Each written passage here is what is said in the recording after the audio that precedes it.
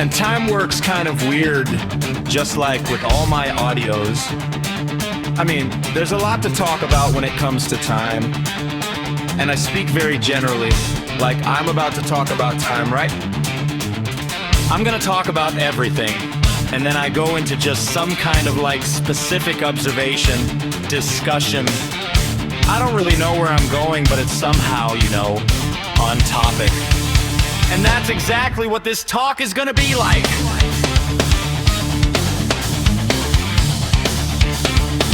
So time works weird. That's what I've noticed. Time works weird! Let me give you an example. For about a year I was doing this job. It's called a SCORDA verification in HVAC. That means somebody just installed some new HVAC units. There's a view, you know, a brand new store. And so I come behind though, and I verify that everything was done correctly. Now, in order to do a proper startup verification, you have to, you know, and then the way that I was doing it with this company was essentially, I was taking apart every single panel on the, you know, air conditioning units, taking photos inside and out, gathering information from the nameplate so that stuff could be in a database. And then I was doing a pretty extensive test to make sure that unit was operating correctly in a way where they could, with minute detail, determine what the issue might be. So I was hooking up a lot of different temperature sensors, you know, all this kind of stuff, gathering averages. It was a very extensive job.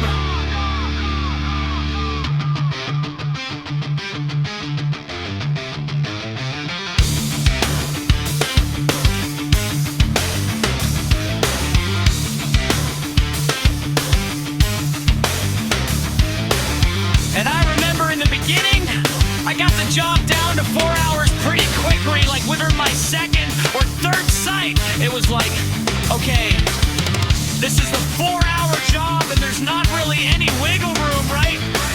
Like I improved my efficiencies over time and got it down to 3 hours with a typical setup, right? But like there was no wiggle room after that. It was like all muscle memory. There wasn't really any way to do it faster.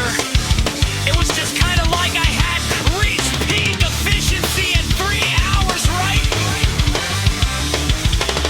So I did this for, how was it, like 6 months or so? Let's just say it was 6 months. Didn't get faster than 3 hours on the job.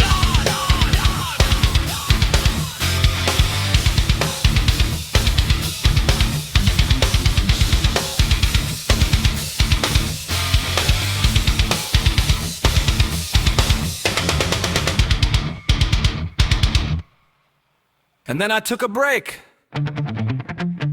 I went and did some other work. We stopped getting jobs from that company. Just, you know, for whatever reason, I believe it wasn't profitable for us. We weren't making a lot of money on it. I think we were losing money on that job. But, you know, 6 months later, they come back around and say, hey, we want you to do more of these. And so I went out there and I did it for another 6 months.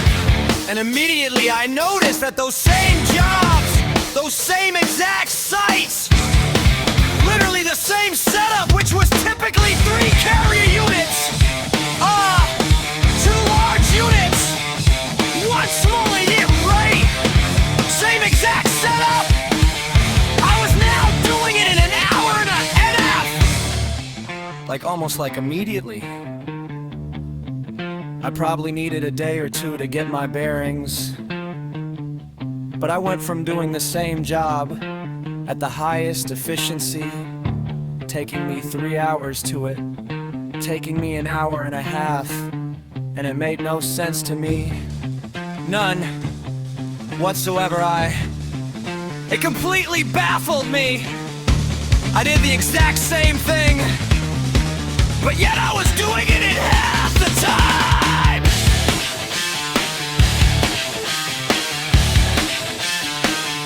That's why time is weird right now. And I think it's easier to see in scenarios where you're doing the same exact thing over and over and over and over again. Nothing changes. You're not doing two different jobs. You're not doing, paint and detailing. It's just detailing over and over and over. It's just paint over and over and over and over and over. That's when you'll see time act weird. 'Cause I was just doing a job right now. I'm doing some more jobs with that same company, but it's a completely different job. I'm installing a Jace that communicates HVAC information over a network so that they can control the HVAC. And as well, just be able to be notified when there's issues with the HVAC, and it's right. So that's half of my job, is doing that installation. Then the other half of the job is essentially doing a mini startup verification. Mini verification that the units are running correctly. Gathering some basic information off of the units.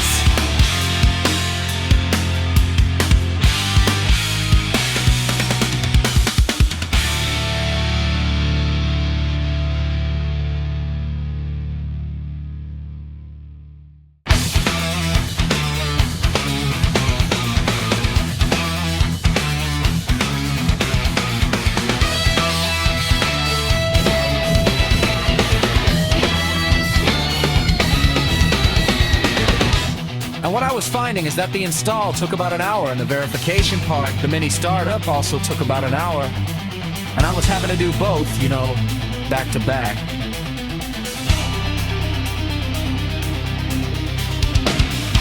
Well, I get to Arizona, Phoenix, Arizona, and they tell me that the parts to do the install have not quite arrived yet to the locations, but they were like, it's going to come.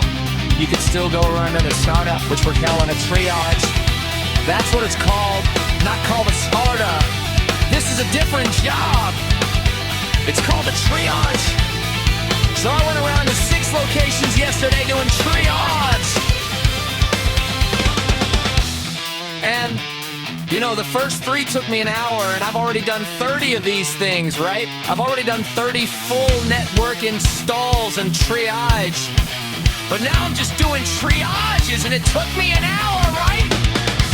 Pretty typical.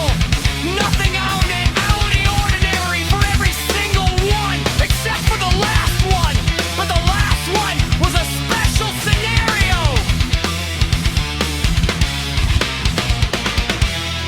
I did that one pretty quickly today. The parts still haven't arrived. I have 2 more sites to triage, so I figured I'd go out there and do them. I did both of those sites in 30 minutes each. What was the difference? What did I do differently? Nothing, okay. Obviously there are some marginal efficiencies that are occurring when I'm just doing one task over and over and over again. But the fact that I did the job 6 times yesterday, every single time was an hour, and then I did it twice today, and both times was 30 minutes. And I'm maybe making minor changes that I think would maybe save 10 minutes, 15 minutes tops. And I'm saving 30 minutes. It's just another one of those examples where I'm seeing time act weird.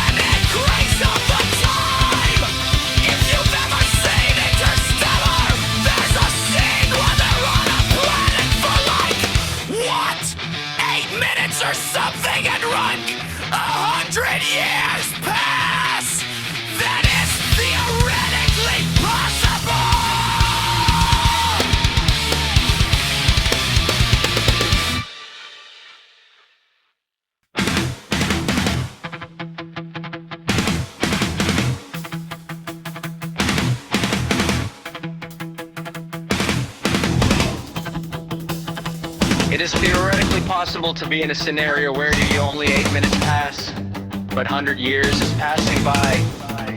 So what that's telling me is that time is neither things. It's not linear. It doesn't act the same no matter where you are, whatever circumstances that you're in. Now I believe that God has an effect on, of course God has an effect on time. Like, that's obvious. If there is a God who controls all things, he would have an effect on time. But I think that God grants us little time savers. You know, he just gives us a little bit of extra time. It's like, you know, half this job you're doing in the ether, it doesn't make any fucking sense.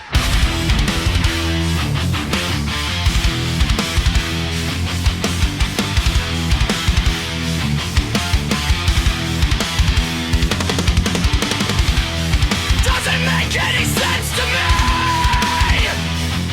But it's wild, because I think that there really is something going on. God stretches and contorts, brings for us, depending on the situation.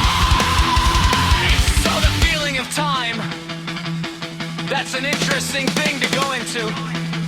The feeling of time. It's all perspective based. If you were to go outside of time and look at your life, you might say there it is, and well, there it is. Like that, God, life. Nighttime it was flourishing and tall, but in the morning I looked at it and it was dry and they quivered. But obviously to us living these lives, it can feel like an incredibly long time. They're like the closer we are to things, the more it, the slower time goes. The farther away we are, the quicker time goes. And it's interesting. So maybe there's a parallel. Like while I'm still learning this job and doing it every day and thinking about it a lot, I'm closer to the time. So it takes longer. I'm closer to the task. So it takes longer versus.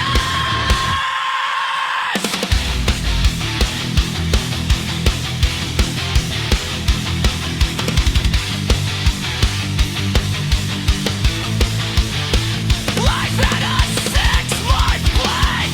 I know how to do this thing like the back of my hand. Let's just go into it and not even think about it. And it takes half as long.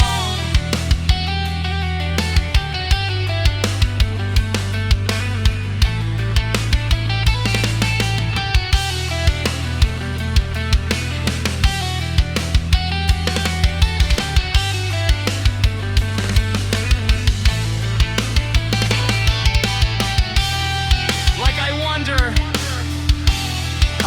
if there really is a perspective parallel. That training your perspective to step back and cause you to do things quicker. Maybe that's been my problem all along. I've always wondered how people, it seems like a majority of people, can get so much done.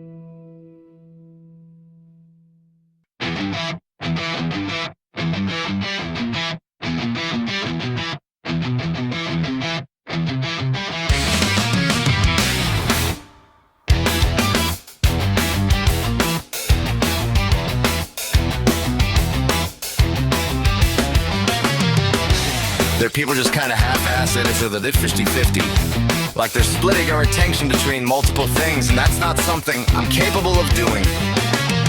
Or at least when I do it, it is. I'm wildly unsuccessful. If If I'm doing two things at the same time, trying to do two things in the time it takes me to do one, both things will suffer and fail. Versus the one thing that I put 100% of my focus and attention on might take me twice as long in comparison, but it succeeds every time. I'm fulfilled every time by it. It's but I think that maybe my problem ends.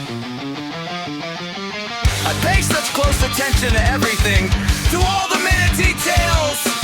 I got my head so far up, whatever project I'm working on.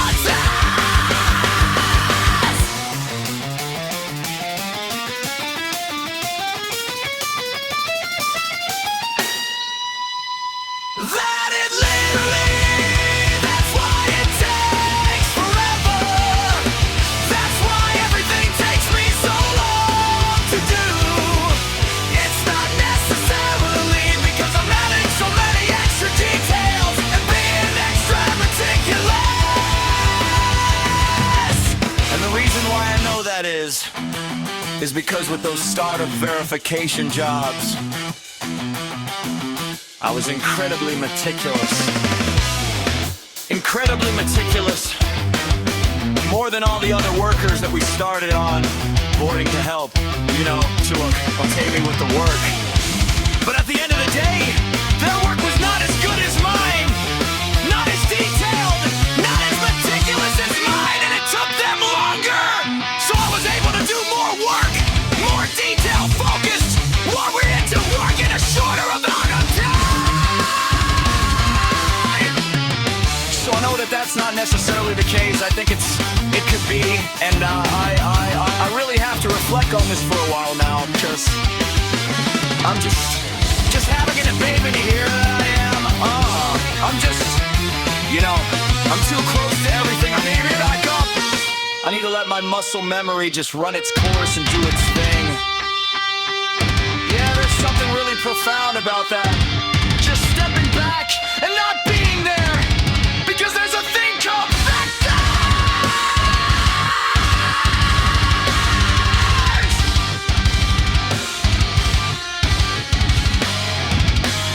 Vectors is like if you've ever seen Demon Slayer. It's kind of like the string that is connecting between the demon and the main character's sword, right? You can't kill the demon unless he's got that string connected to it. It's like a flow state that he gets it. A random move. It's like the main character. It's like he's got this. He's one of us. And like when he's in the flow state, like he's got this like water all around him. And then there's nothing that can stop. Nothing can break that thread.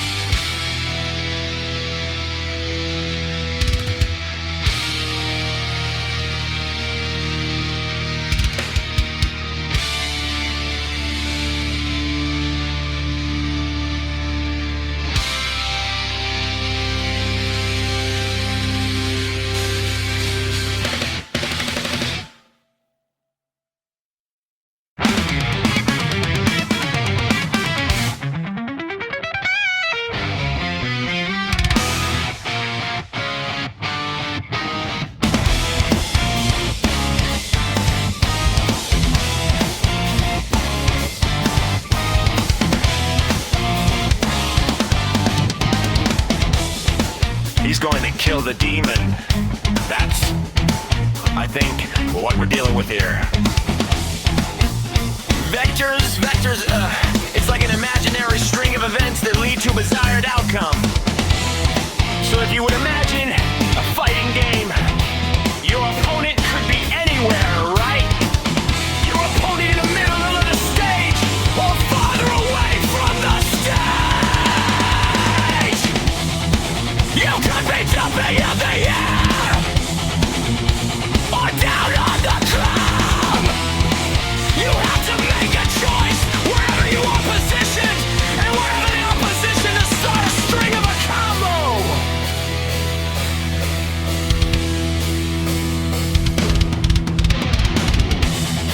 Alright, you hit one move, and then depending on where that move sends them, which depends on their, how much health they have, and whatnot, because there could be different, launch distances depending on how much health they have, and just a million other factors. You would follow up with the most optimal move as the second part of the combo, and then furthermore the other part of the combo. And you have to watch where they're positioned, because maybe when you send them in this direction, one time he just goes in that direction.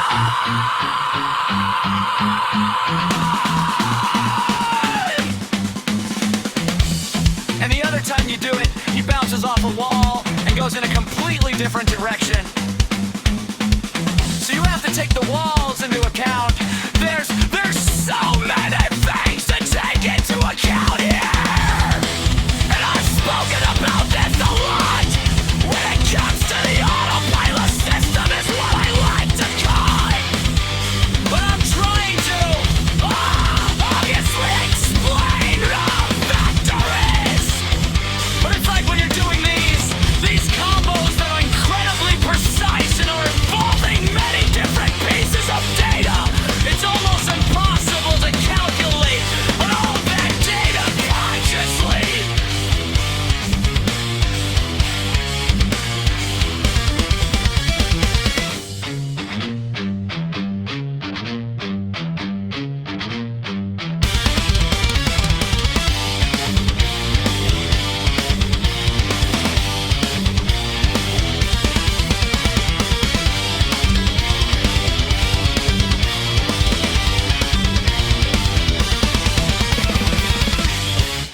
And many people say that they get into a flow state when they're playing these games, and they're playing for hundreds, that they planned out, that afterwards, and they train their brain and their autopilot system to be able to, you do the commands to the strings. And when I felt that I am surprised in moments where I've been in a flow state that I can connect with those moments, and I see the factor.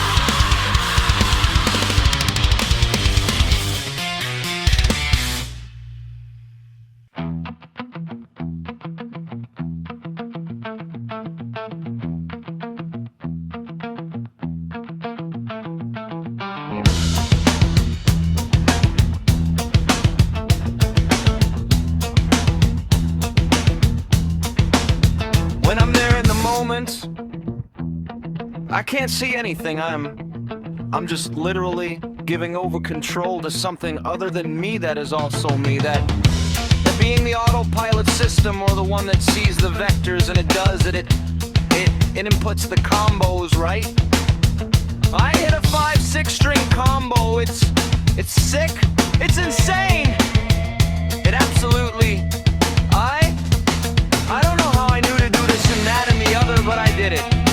And I look back on it and I see the vector, right? I see, oh yeah, that's why I did that, because it's sent this way. And then of course I followed up with that because it was gonna send that way and put them in a position where then I could seal the deal with this move. And it's like, but I didn't. What absolutely boggles my mind is how in the moment I processed all that without being conscious of it.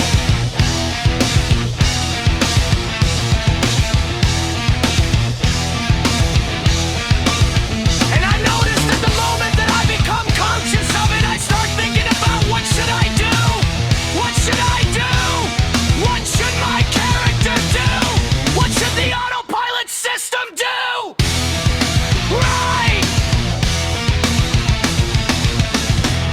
It's not an optimal move.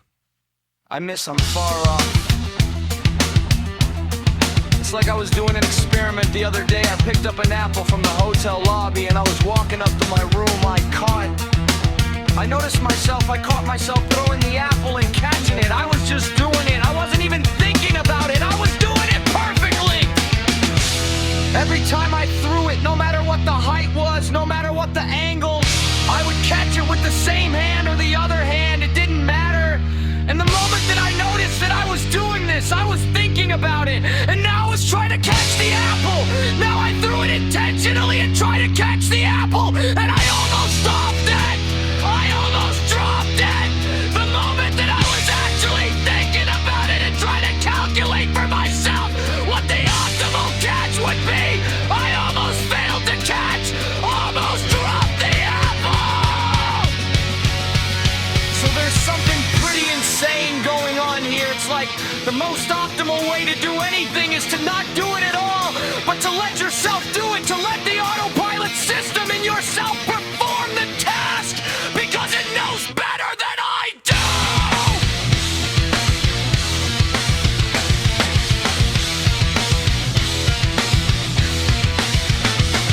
Crazy stuff! Man! Crazy stuff!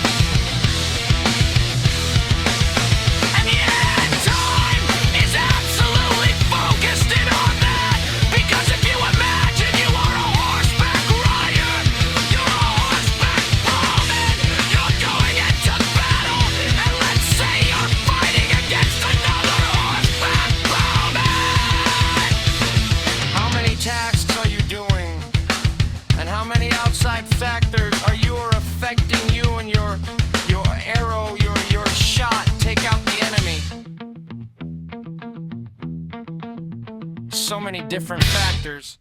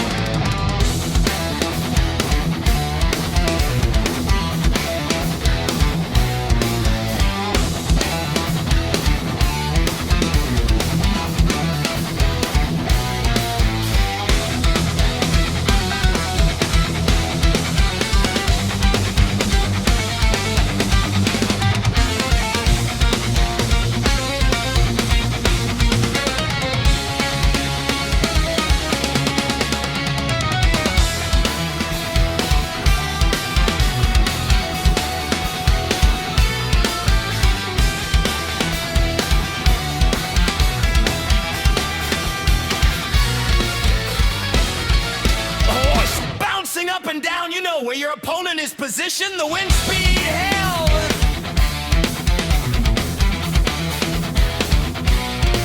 Hell, there's 5 actions to freaking get the bow to release from, you know, to get the arrow to release from the bow. You got to pull it out of the quiver and knock the arrow and raise it up and aim, and so many different things.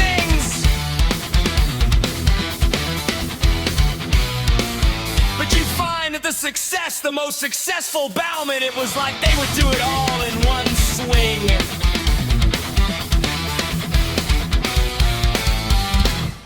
Everything. It was like boom! And they fired their arrow and it hit the target every single time. And they did it much faster than the person who had to think about every single one of those actions and factors.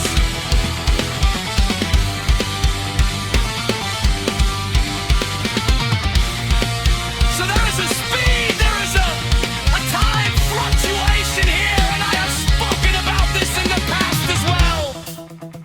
Where, when you're using the autopilot system, the actions get compressed. What is normally 5 actions becomes 1. I mean, you know, if you're looking at it through a high frame rate camera, you're still gonna see 5 actions. You're still gonna see all the factors accounted for. But it's like, it's so weird, man. And it's so freaking cool. There's angles here. There's angles. But I have to start telling stories. I feel like I've told enough stories already at 22 minutes here. If I was given a lecture, I would give or articulate a story about one of my psilocybin mushroom trips and one of the things that I saw. And in fact, where I came face to face with the autopilot system. I gotta see it for what it was. I gotta see how it operated.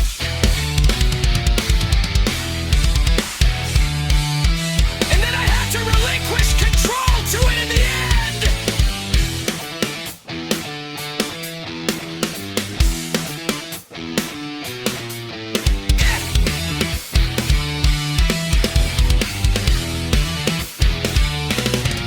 You know, if I wanted to just have an optimal lifestyle, you know, or just get to the next point of my learning and understanding of the way that, you know, I work and the universe works.